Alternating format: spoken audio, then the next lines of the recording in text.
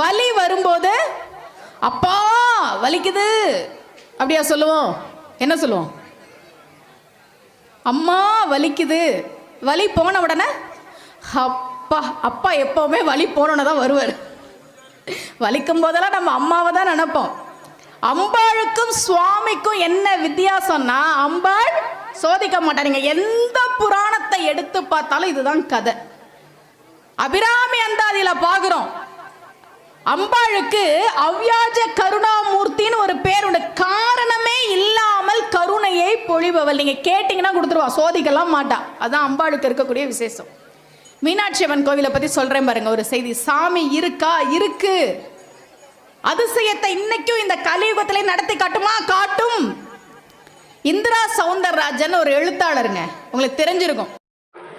இதோட full video கீழே டிஸ்கிரிப்ஷனில் கொடுத்துருக்கேன், பாருங்கள்.